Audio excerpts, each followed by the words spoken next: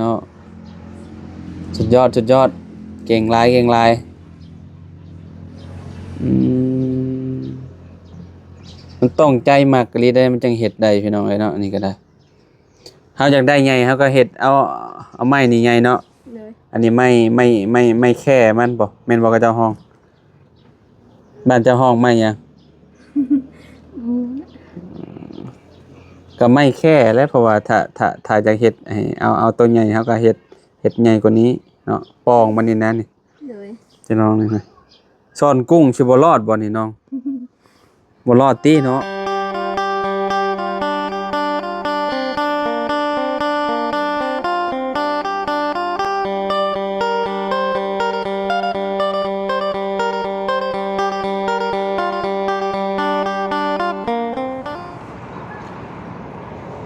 เอา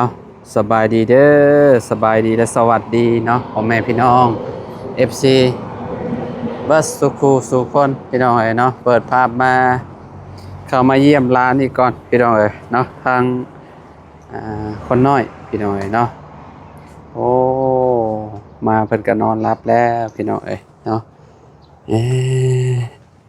รับแล้วพี่น้องเอ้ยโอ้เท่าเนาะนั่น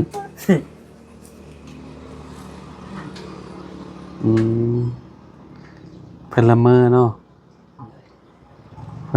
เพิ่นให้กันนอนบ่น้อง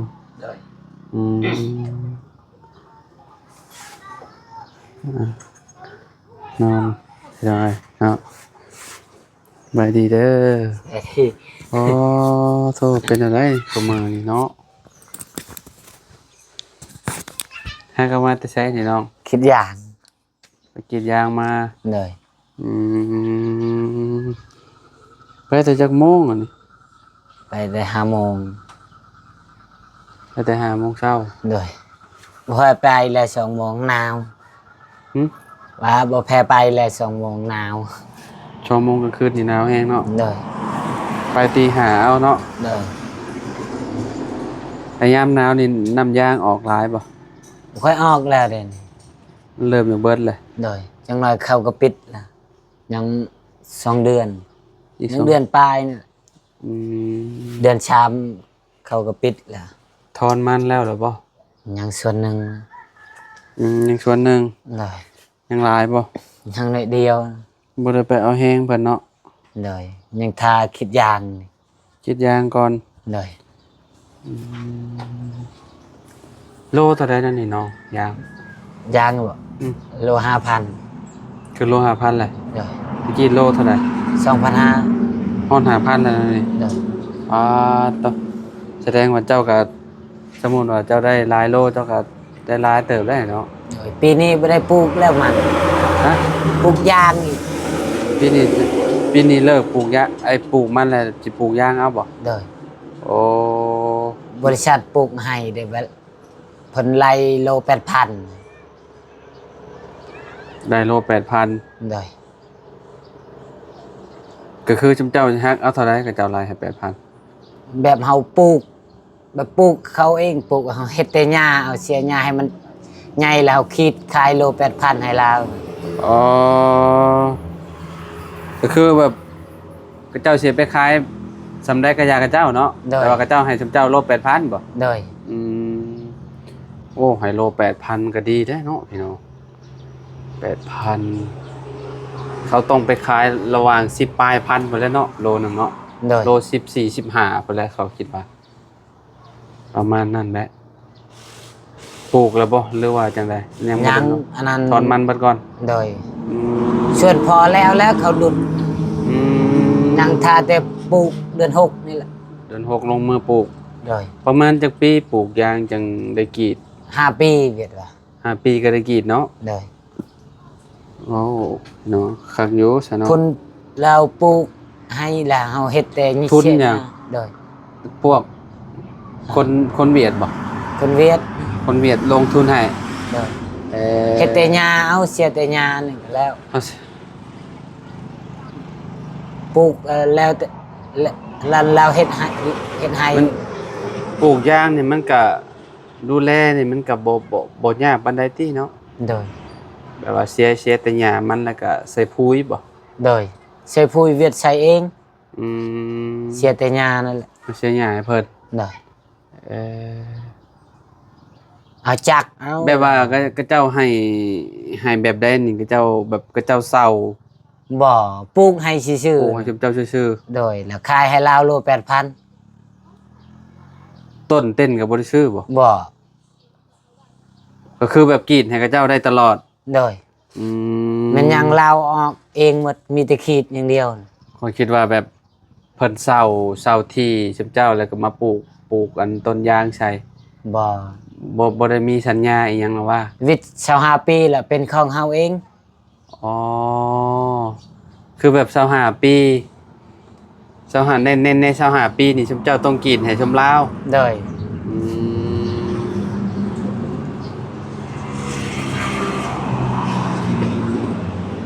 กะว่าสิได้อยู่บ่เจ้าว่า ได้อยู่ เนาะ โดย พี่น้องเอ้ยเพราะว่าอยู่เขตนี้เนี่ยเพิ่นอ่าบางคนน่ะเพิ่นลงมือปลูกยางพี่น้องลงมือปลูกยางหลายเลยปลูกยางเนาะปลูกมันอืมมันกับปีนี้ก็ราคาก็บ่ค่อยดีปานใดประมาณ 1,200 บ่ 1,200 หรือ 1,300 จักบ่ยังบ่ได้ขายจำขายตอน1,200นั่น ตอนนั้นเจ้าขาย 1,200 บ่ โดย ก็สิพอก็คือสิคือเก่าอะแหละเขาว่าก็สิ1,200คือเก่าแหละบ่1,200ก็1,300นี่แหละมันอันนั้นพี่น้องเป็นมันเปียกยังบ่ได้หลายปานใดที่มัน ยังได้เดียว ของพ่อเจ้าได้เท่าใดเราถอน ได้4 ล้าน 4 ล้าน โดย เราเฮ็ดหยังเฉพาะเจ้าเข้ามานี่ คิดยาง กรีดยางคือกัน โดยมันมีช่องโลเด้ หึ มันมีช่องบอลนี่ มี2บอน โดย เราใครแล้วบ่เราจังไปเฮ็ดเวียกได้ ยัง ยังบ่ใครอยู่ โดย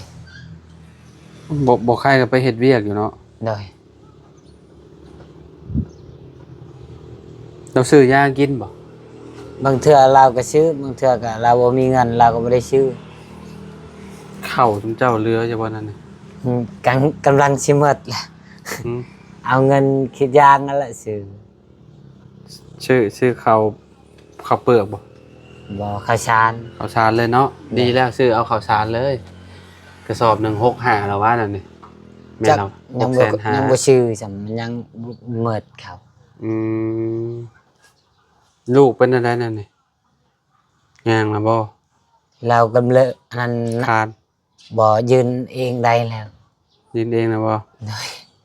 ย่านแต่เพิ่นบ่ยืนติ โดย เอ๊ะ เรายืนตัวเองได้แล้วแล้วปงวังนี้แล้วยืนเลย ยังบ่ฮอดเวลาเพิ่นเด้เพิ่นหากับปีกลับจากเดือนพุ่นนี่เดือน11เนาะเพิ่นเกิดเนาะ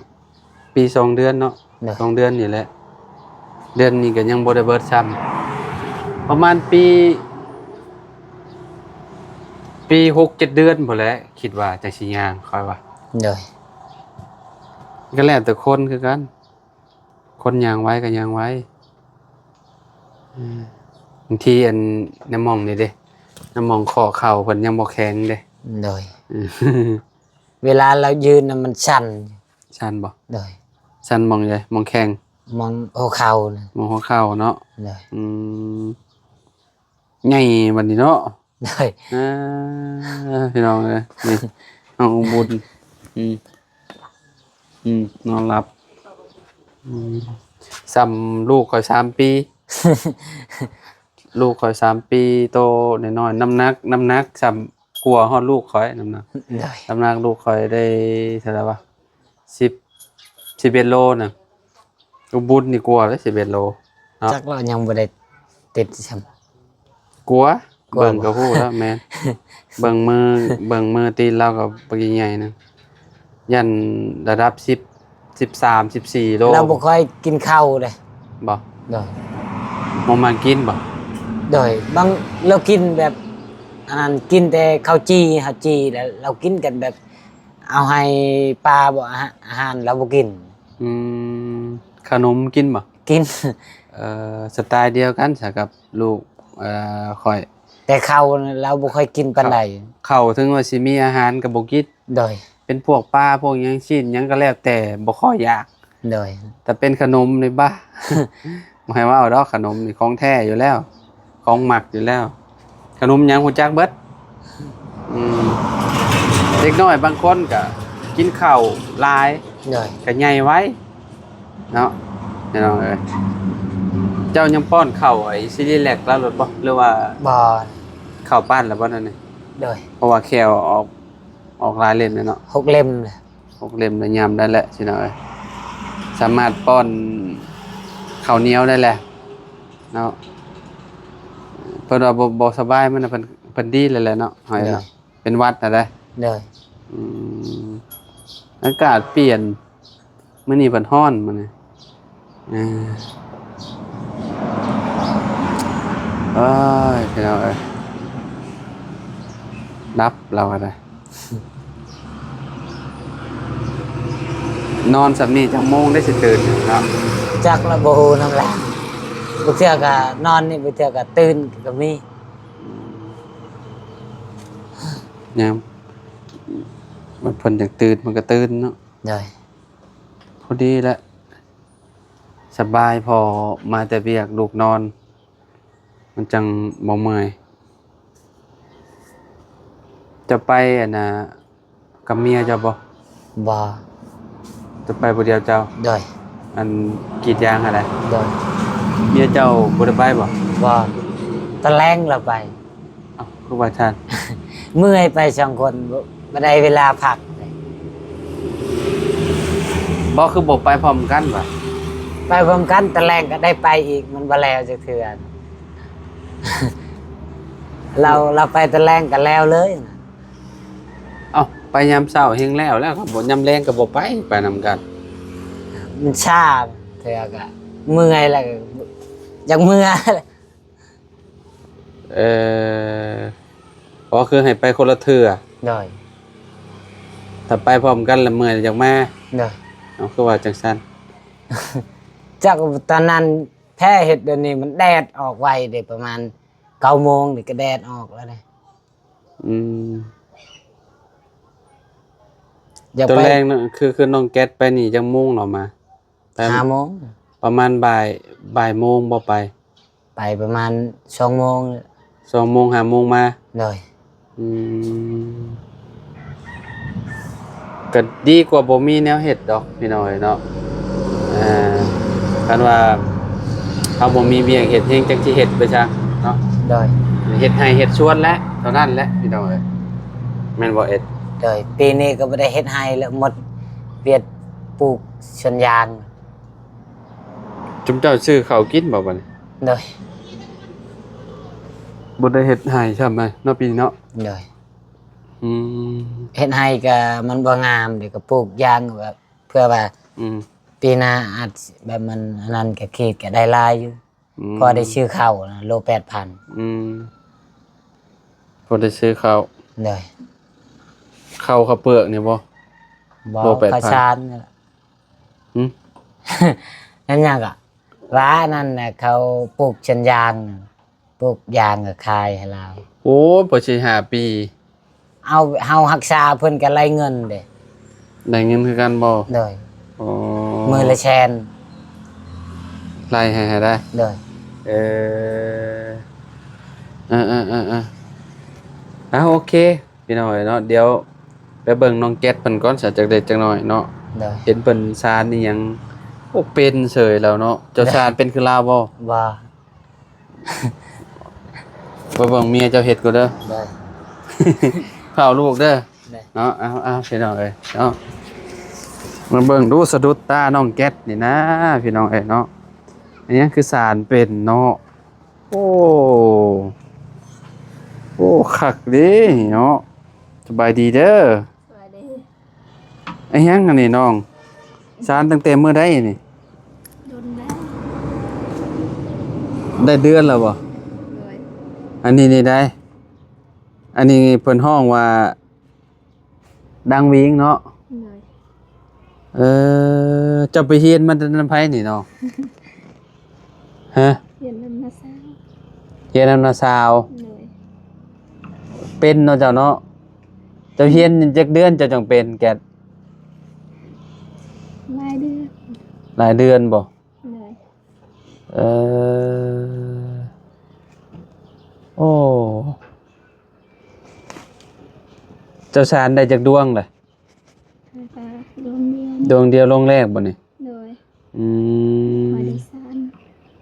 บ่ค่อยได้สาร เลย เป็น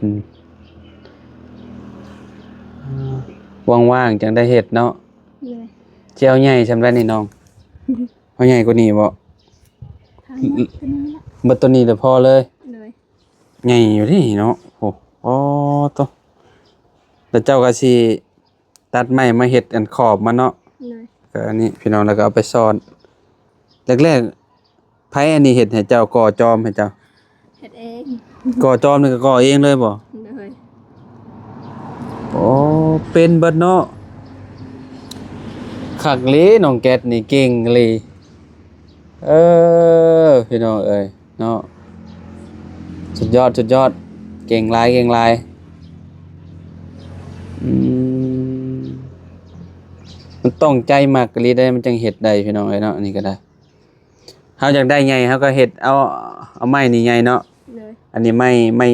ม่แค่มันบ่แม่นบ่กับเจ้าห้องบ้านเจ้าห้องไม่หยัง โอ้ ก็ไม่แค่แล้วเพราะว่าถ้าจะเฮ็ดให้เอาตัวใหญ่เฮาก็เฮ็ดใหญ่กว่านี้เนาะปองมันนี่นะนี่ เลย จะน้องนี่นะซ่อนกุ้งสิบ่รอดบ่นี่น้องบ่รอดติเนาะ เลย นี่บ่น่าสิรอด อันนี้มันเป็นไม้เดียวบ่เลยบ่นี่หรือว่าแบบใดไม้น่าสิเป็นตาเดียวกันเนาะโอเคเนาะ เลย อืมเก่งโอ้ฮาก็จะเห็ดน้องแก๊สเห็ดนี่พี่น้องเอ้ยเนาะสุดยอดแฮงเลยนี่ FC ภายในเห็ดเป็นเนาะคอมเมนต์มามึงดูพี่น้องเอ้ยน้องแก๊สอายุเท่าไหร่แล้วนี่ โอ้โห ฮะฮอดละบ่อันชาว ยังบ่ 19 เลย ประมาณนั้นเนาะ ประมาณนั้นแหละ 19 ปีพี่น้องเอ้ยเนาะอายุ19สารอันนี้เป็นก็ถือว่าเก่งหลายแล้วเนาะโอ้ตาแบบนี้เลยได้พี่น้องเอ้ยเนาะเบิดหันเราว่าจังสิพออันนี้เจ้าเฮ็ดเอาเองบ่นี่ พ่อเฮ็ดให้ อ๋อพ่ออยู่บ้านหรืออันพ่อปู่ พ่ออยู่บ้าน พ่ออยู่บ้าน เลย พ่ออยู่บ้านก็ชานเป็นบ่ บ่เป็น แม่ แม่เป็น แม่เป็นจักคนอยู่ในเฮือนน่ะ สาม สามคน เลย แต่ว่าพ่อบ่เป็นเนาะ เลย แม่ก็เป็น แม่ เอื้อยก็เป็น เด็กก็เป็นและพ่อเป็น โอ้น้องแก๊สก็เป็นเอาไปซะไอ้ไปแล้วเด้อ เลย เอาอยู่ดีมีแฮงสู้ๆเดี๋ยวก็แล้วพี่น้องโดยคักพี่น้องเอ้ยเนาะโอ้สุดยอดเลยเนาะ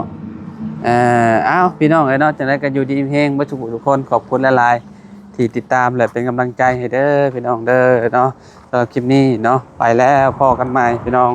สบายดีเด้อ